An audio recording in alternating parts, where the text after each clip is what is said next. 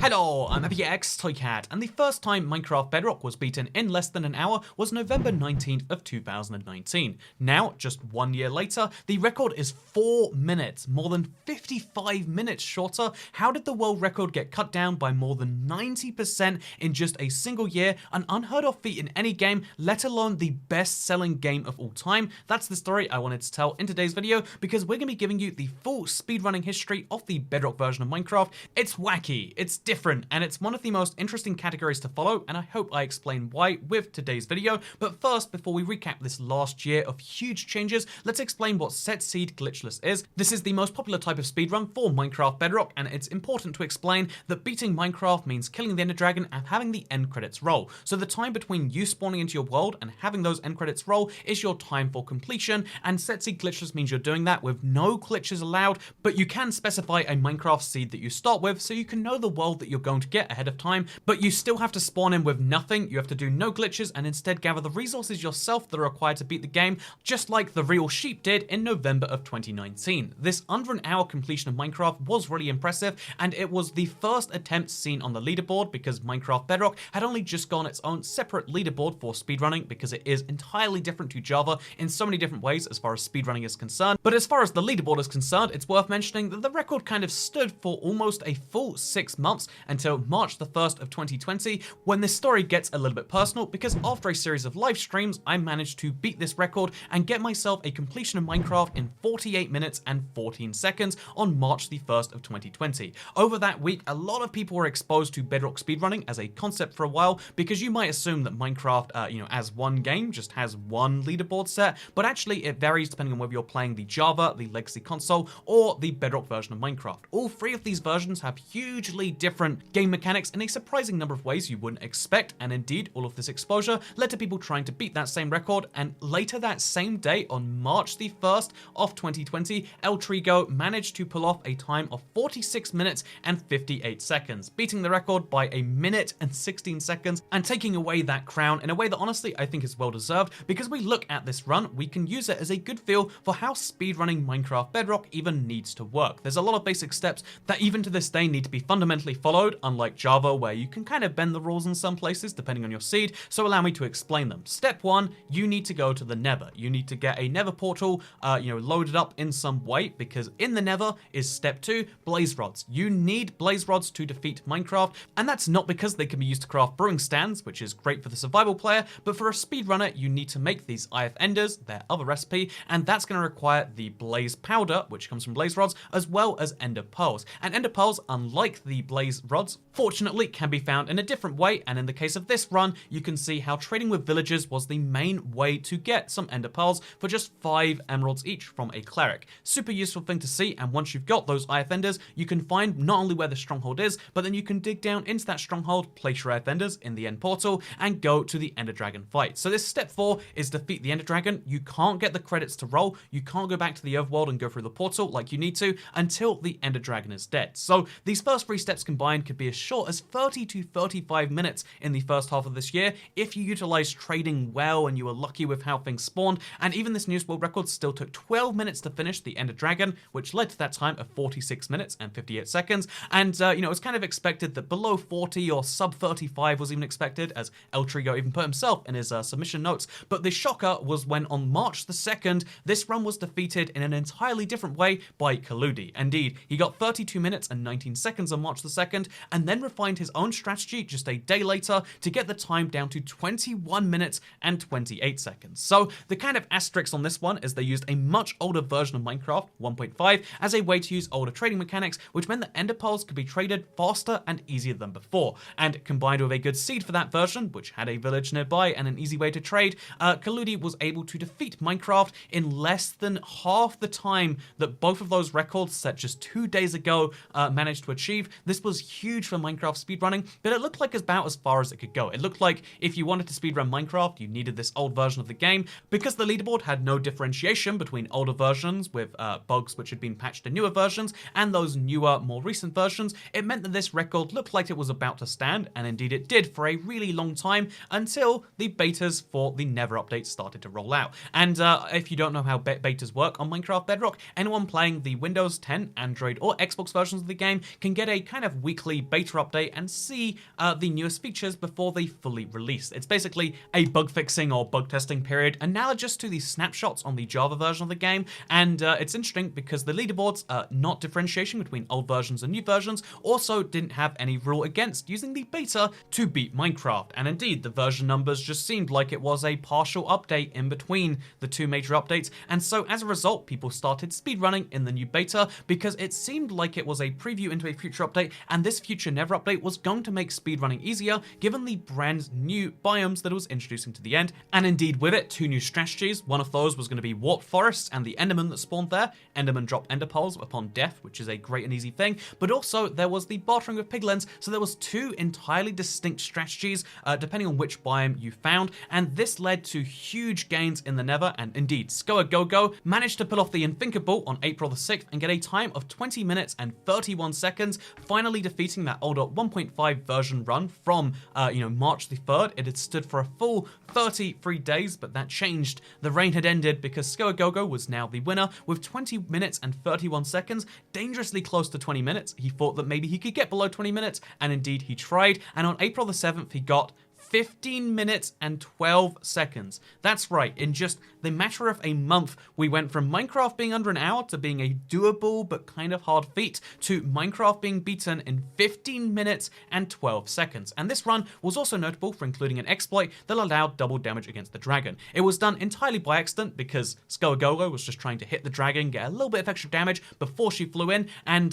conveniently happened to hit the dragon's head, which we now know is a way to trigger double damage because it effectively stacks the Ender Dragon's hitbox twice on itself, so you're damaging two dragons at the same time. It's a very weird and confusing glitch that we were sure was part of that beta. Like we mentioned, the beta is where bug fixing happens, and that's where bugs are found. Bugs need to be squashed, but interestingly enough, this was not just a beta bug. It's actually been present in older versions of Minecraft as far back as the Ender Dragon has existed in Minecraft. That's right, speedrunners found a glitch which has existed for years, and it's a very useful glitch that allows you to deal double damage to your dragon on any run in any version. It's a huge find that really does revolutionize the scene, and perhaps the more interesting bit to me at least is the fact that months later it has not been confirmed by anyone at Mojang if this is intentional, a bug, or perhaps somewhere in between. In either case, the bug does still remain as of 2020, and if you want to get double damage on your own dragon fight, just know you can fire a projectile at the neck even while the dragon is on the ground. So this dragon took just 3 minutes to kill as a result of this, and because ScoaGoGo took advantage of the new warp forest to find lots of Endermen very quickly, he was able to get all of the ender pearls very quickly as well, resulting in Minecraft being beaten in just over 15 minutes. The way I like to think about this to really explain the revolution is that,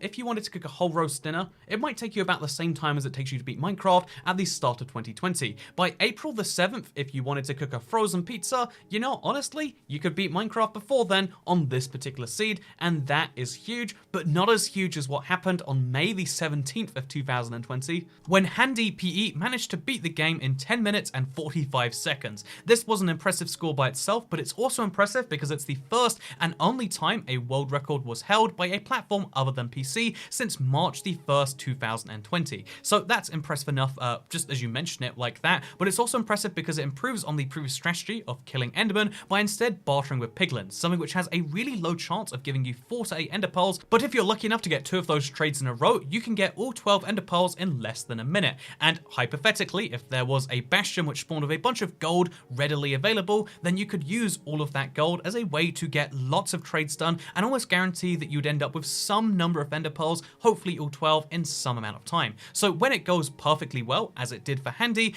then you can beat the game in a significantly shorter time than killing 12 to 24 endermen because you just throw all of the gold at the piglins and you let them start trading. By the way, I can't go any further without reiterating the point that the skill this player had is really impressive by itself, and then you realize he did this not only on mobile, but using touch controls. Someone beat the Minecraft world record using touchscreen controls. Next time someone tries to tell you that the game is illegitimate because, touchscreen, I mean, it's the worst input method in the game, just remember that someone managed to beat Minecraft in 10 minutes and 45 seconds using the touchscreen of his phone. And it's not like this is the one exception in the speedrunning world for the mobile version of Minecraft, because if you look at the leaderboard right now, there are 14 people who have gotten a faster time than Handy PE in the last 6 months since then, that is how good players can be when they play on a mobile device. People who actively make fun of mobile players with their touchscreen controls genuinely might be slower to beat the game than those very same people they're making fun of, which I think is beautiful in its own little way. But we must move on with the speedrun record, because although 10 minutes 45 was a great time, it didn't stand for very long, because later that same day, also on May the 17th,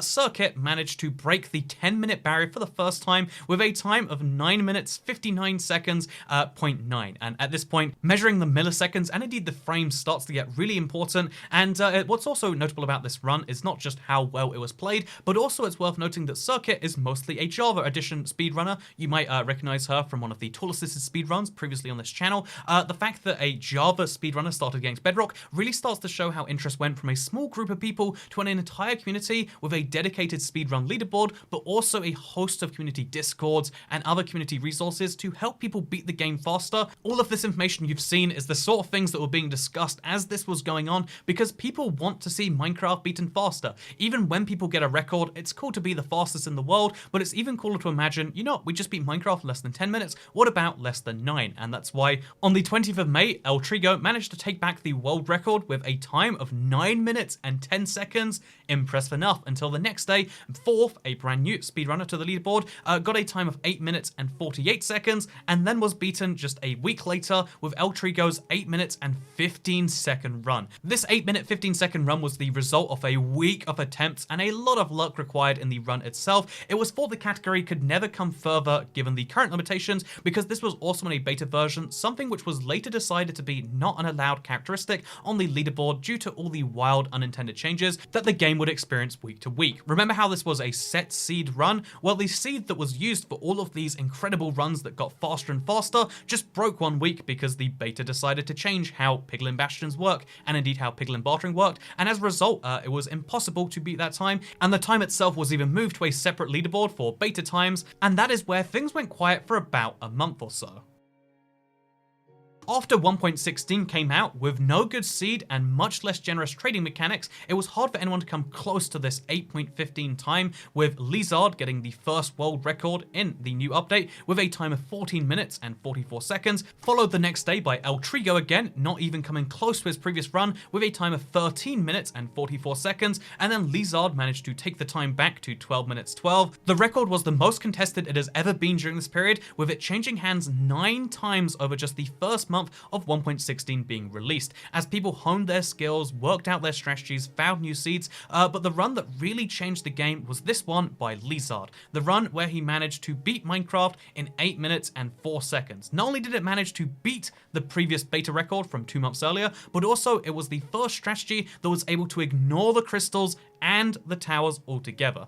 To explain, if you're unfamiliar with the Ender Dragon fight, which statistically most Minecraft players have still not done in survival, fun fact, but the Ender Dragon can recharge her health because of these end crystals which are dotted around the end. The goal of the fight is to take down all of those end crystals, 2 of which always spawn inside of cages, which means you can't use projectiles, you have to physically get inside of there and then take them down that way, and this adds, again, that potential 12 minutes to the fight. If you know exactly what you're doing and you're really rolling through the towers and you have the projectiles ready, it can be as little as 3, as we saw from Skoa Gogo, but the real revolution was when Lizard decided not to take down the towers whatsoever. This is something people have always wanted to be able to do, but was never fundamentally possible before all of this speedrunning came together, because even though on Java you can use beds to deal a lot of damage to the dragon, on Bedrock it just deals too little by itself. However, you might recall there was a glitch which allows you to deal 2 times damage to the dragon. Even with this double damage, it still only represents about a quarter of the dragon's health bar. However, that's a pretty key number, because once you deal a quarter of the damage to the dragon, she will always fly away. This means you need to do 4 cycles of the dragon where she flies from the tower and then she flies back. But the problem with this strategy is it means that if there are any towers remaining, she will recover health, and it makes it very tricky to not take down those towers. And indeed, every run before this had to take those down, waste the 2 to 3 minutes or even a lot longer to make sure that was done. But Lizard was the first person to try and just kill her without doing doing that whatsoever and have a realistic way of doing so. Because if you attacked the dragon until about 24% of her health just before she would leave, and then you did a bed explosion, and then you did another bed explosion just before she left, you could do more than half the Ender Dragon's health in just one cycle. In other words, using just 2 cycles off the Ender Dragon, and a little bit of luck because sometimes she takes a while to return, using just 2 cycles, Lizard was able to take down the dragon and revolutionary ignore the towers. This was a brand new meta for killing the dragon, and you can imagine things got a lot faster from here on out, because on the 31st of July, just 4 days later, not only was the 8-minute barrier broken, but the 7-minute barrier was broken as well.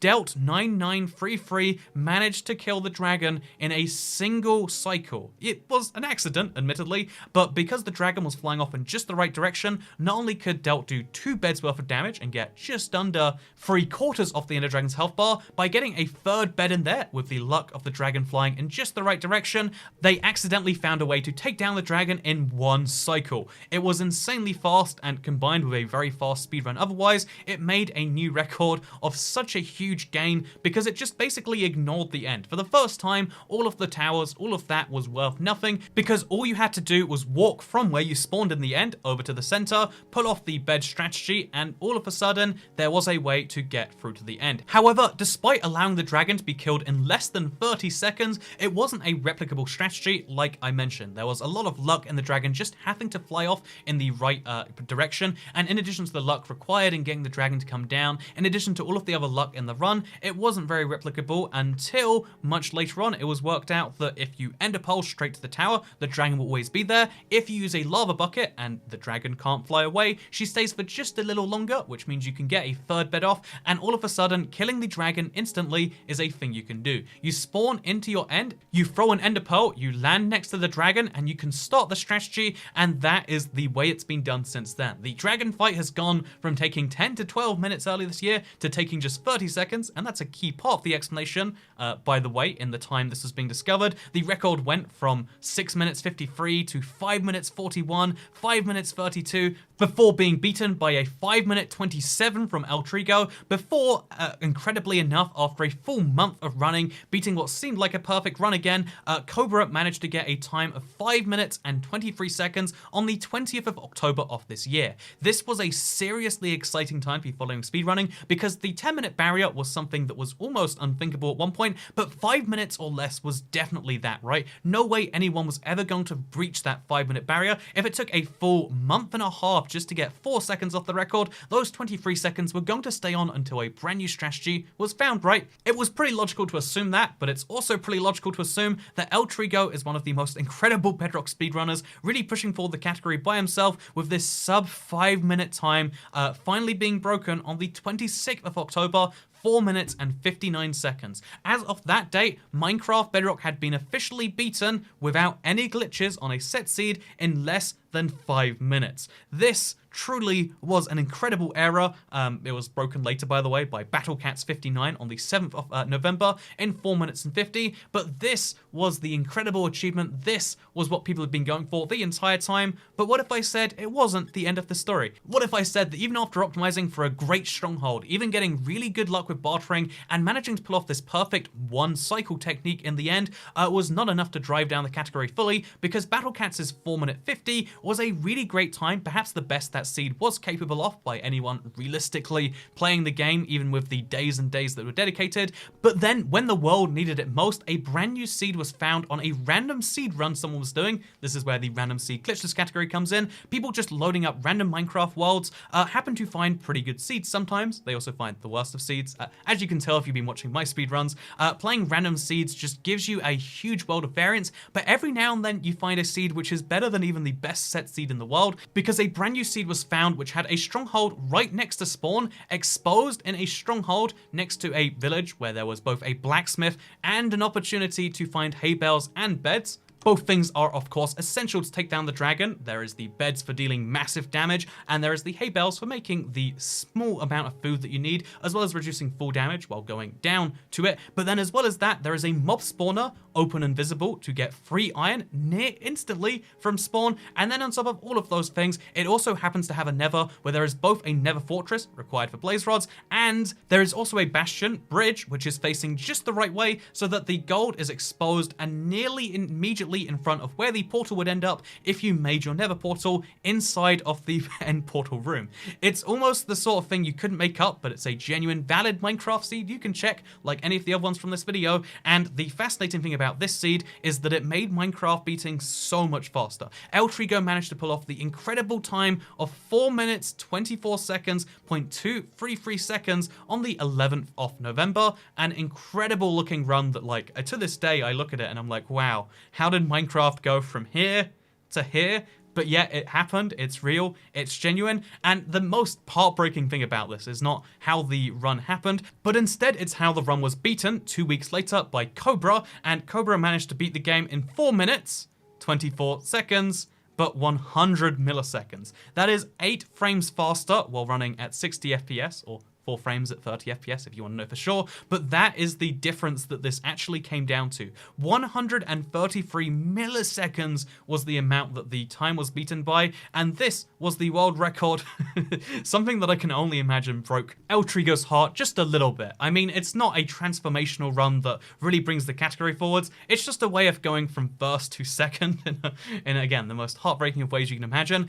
This is something that was rectified just a couple of weeks ago at time of recording, because another speedrunner called Delt managed to, on the 23rd of November 2020, beat Minecraft in 4 minutes and 4 seconds. This is the fastest Minecraft has ever been beaten, as I say these words speaking to you, and this is where the video interestingly reaches a kind of conclusion that splits into 2 parts. On the one hand, I really want to see someone beat Minecraft in less than 4 minutes. The sub 4 minute barrier would be an incredible one to reach, especially when you're comparing it to the times from earlier in this year. Even when you compare to May of this year and you see 10 minutes and 45 seconds was the really impressive record. To see that time going down by 60%, that's impressive. To see the world record from just over a year ago, seriously, November 23rd of 2020 is just a year and 4 days after that 59-minute run, but to see that in that time, more than 92% of the run had been wiped out in favor of optimizations, that shows how incredible the speedrunning community had done. However, the speedrun community is not alone responsible for their destiny, because Mojang likes to update Minecraft sometimes, and sometimes they fix bugs, sometimes they add new features, and sometimes they decide to arbitrarily alter code behind the scenes. So, interestingly enough, there's a lot of glitches I've discussed in this run. You could argue that beds exploding at all in the Nether or the end is a form of glitch. You could argue that a seed having a bastion next to a fortress, as well as a mob spawner next to a stronghold which is exposed, as well as being 100 blocks away from spawn for whatever reason, you could argue that that is a form of glitch. You could even argue the fact that when you fire an arrow at the Ender Dragon in her head, it does double damage somehow. You could argue all of those things are glitches that need to be fixed, and of course, I would agree, and you could see how the speedrun community would adapt to all of those. However, interestingly enough, instead of fixing any of those maybe bug things, what instead happened is they changed the rate of bartering. When you barter with piglins, you used to be able to get 4 to 8 ender pearls per trade, and it used to be a roughly 4% chance, and after the update, the bug fix update by the way, 1.16.100, now when you trade ender pearls with a piglin, you get 2 to 4 ender pearls, and you get them at roughly a 2% rate. In other words, they not only halved the drop rate, which is kind of bad enough by itself, it already nerfs the feature into a lot of oblivion and makes it a lot harder to do, but they also nerfed the odds of it happening. In other words, you need more than 4 times as many trades on average to get the same number of ender pearls, and as a result, trading for ender pearls just got 4 times less likely. This doesn't mean it's impossible to do in 1.16.100, the update that did that. It just means that 4 times as many runs are going to end because you trade all of your gold or piglins, and then none of them give you any ender pearls, or some of them give you ender pearls, but it's just not enough. It's a really heartbreaking change that doesn't even do the one thing that you could argue it's intended to do, if they wanted to fix speedrunning, they wanted to make it so you could speedrun Minecraft, but you had to go through more effort, then this trade does not do it essentially. It just makes it less likely, and it means that no one speedruns that version of the game anymore. So although beating Minecraft in less than 4 minutes is a possibility, it's not going to be in 1.16.100. That's before we mentioned, by the way, that for random seed, where you're not going to have all of this gold all the time, trading with piglins just got way less likely. Now if you're playing a random seed, admittedly, bartering with piglins and killing endermen are about balanced now, so there's actually 2 different ways that a run can go. That's arguably more exciting. I like it as a change if you don't consider that there's a whole world of records that were done before that. But as far as set seed goes, when you have a pre-seed in mind, it just means that there is now a whole bunch of players, if you're playing on, for instance, iOS, where you cannot go back to previous updates, if you're playing on PlayStation 4, where you can't go back to previous updates, or any other console for that matter,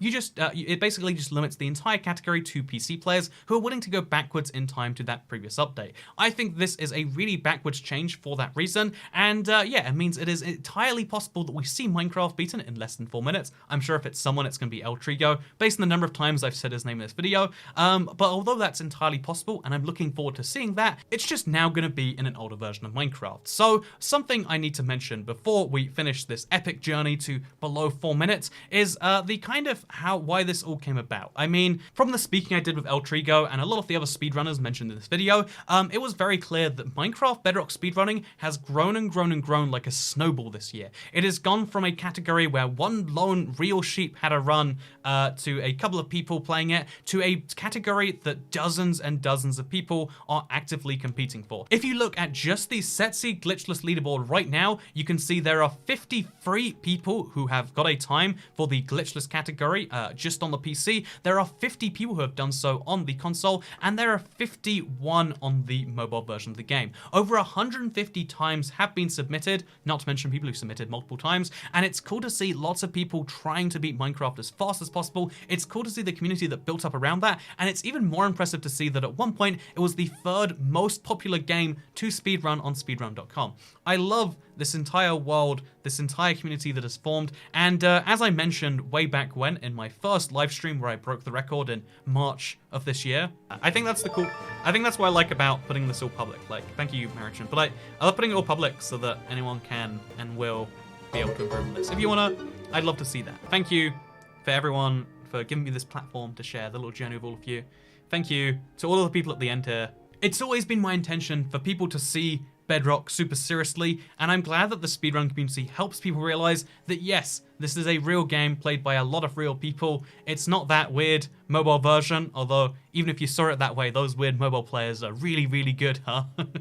But it's an incredible version, it's an incredible game, and it's one that I am proud, nay, I am honored to be playing this game, and honored to share one of the most incredible stories of how a game went from a world record of 1 hour to 4 minutes in the space of less than a year. But with that said, I hope you enjoyed this video. I'm looking forward to seeing when Minecraft finally breaks that 4-minute barrier, and if you are as well, let me know in the comments down below. Thank you very much for watching, and if there's any one thing I want to say in any video that relates to speedruns, it's that you should give speedrunning a try. It's a lot of fun, anyone can do it, even if you don't want to get 4 minutes. Beating the game in an hour is impressive. Then beat your own time, try and beat it in 50 minutes. And whether you want to do random seeds, whether you want to do set seeds, I think speedrunning, trying to beat yourself, trying to start new worlds and see what you can do is a fun way to even see more of Minecraft. It's a lot of fun, it's a new way to play the game, and you should give it a whirl if you want, because I've been doing it in some form since 2014. That's a whole nother story for another day about how I used to speedrun Legacy Console Edition, and there's a whole like speedrunning world of that. But for now, I just want to say thank you for watching. I hope you all enjoyed, because I'll see you all next time. Goodbye. Quick update, so while this video was being edited, El Trigo just pulled off a 3 minutes and 33-second run where he managed to get everything done, but with one little exception, he died above the portal. That's right, this is a failed run because the game technically didn't end because he died and his body didn't fall into it, and that is really tragic to hear, but it does show that Minecraft Bedrock might even breach the 3.5 minute barrier sometime. Admittedly, it was a near perfect run, and that's why it hurts so much to see it fail, but if there's one lesson you take from this video, it's that even even though the very best runners obviously spend days and weeks in some cases working on these runs, anyone can speedrun. The number of people who have held this record over just the last year alone shows that pretty much anyone can get into it. Just try and beat Minecraft fast, and then, you know, it's going to take you a few hours, sure, but then try it again and see if you can beat your own time. See if you can get faster at completing Minecraft. It'll really help your skills, and it's something I genuinely find to be a lot of fun. The way I got into speedrunning as a whole was just trying to beat Minecraft Console Edition back in, you know, the day. It was many years ago. There's a whole story behind it, but I just wanted to beat my own time again and again and again, and as a result, I've been really interested in speedrunning, and I hope this video gave you at least a little bit of your own. Thank you for watching. I hope you all enjoyed, and I look forward to seeing you in the future with some big breakthrough in the Minecraft Bedrock speedrunning space. Anyway, thank you for watching. Goodbye.